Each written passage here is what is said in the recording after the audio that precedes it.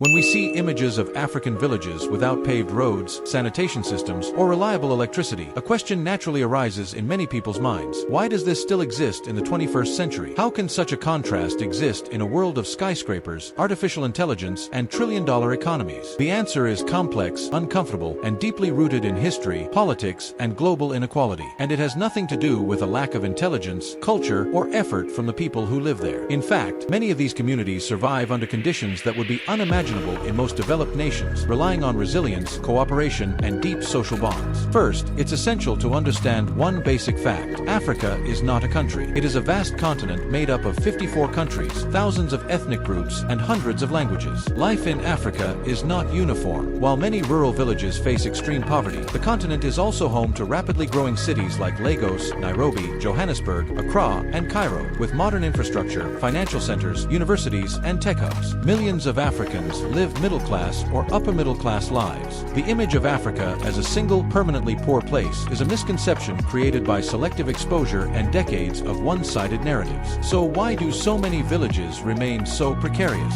Much of the explanation begins with colonialism. For centuries, European powers colonized large parts of Africa not to develop local societies, but to extract value. Natural resources such as gold, diamonds, rubber, oil, and minerals were taken out of the continent on a massive scale. Millions of Africans were forced into labor or slavery, and entire economies were reshaped to serve foreign interests. Infrastructure that was built during this period was designed primarily to move resources from inland regions to ports, not to connect communities or stimulate internal development. Almost no investment was made in education, healthcare, or long-term infrastructure that could benefit local populations. Colonial borders were drawn with little to no consideration for ethnic, cultural, or linguistic realities. Entire communities were split apart, while historic rivals were forced into the same political systems. These artificial borders laid the groundwork for future conflicts, civil wars, and political instability that continue to affect development today. When African countries finally gained independence in the mid-20th century, they inherited fragile states, weak institutions, limited administrative capacity, and economies designed to export raw materials rather than create value locally. After independence, many nations faced another major challenge: economic dependence. Instead of diversified economies, many African countries remained dependent on exporting a small number of raw materials, often at prices controlled by global markets they had no power to influence.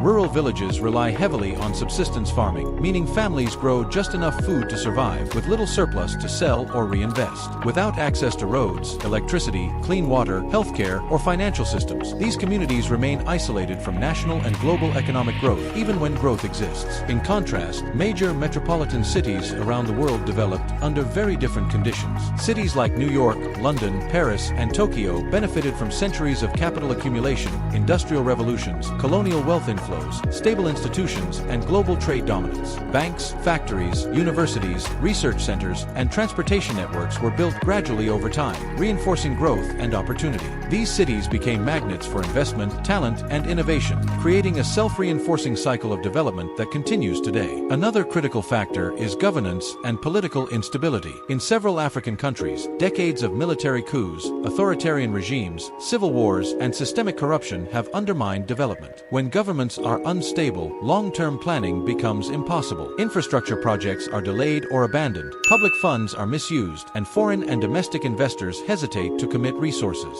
As a result, rural villages often receive little to no government support. Schools lack teachers and materials, clinics lack medicine and trained staff, and basic public services fail to reach those who need them most. Corruption also plays a significant role. In some cases, wealth generated from natural resources never reaches the population. Instead, it becomes concentrated in the hands of political elites or foreign corporations. This deepens inequality and leaves villages trapped in cycles of poverty, even in countries rich in oil, minerals, fertile land, or agricultural potential. Meanwhile, residents of major global cities benefit from functioning institutions, legal protections, public accountability, and social systems that allow economies to grow and citizens to thrive. The difference in daily life between an African village and a major metropolis is striking. In many villages, families may walk several kilometers each day to collect water, cook with firewood, and live without reliable healthcare or emergency services. Education may be limited to overcrowded classrooms or non-existent altogether, especially for girls. In large cities, children grow up surrounded by schools, hospitals, public transportation, digital connectivity, libraries, and job opportunities. This gap is not caused by differences in human potential, but by differences in historical opportunity, infrastructure, and access to resources. Despite these challenges, it is crucial to understand that Africa is not a continent without hope.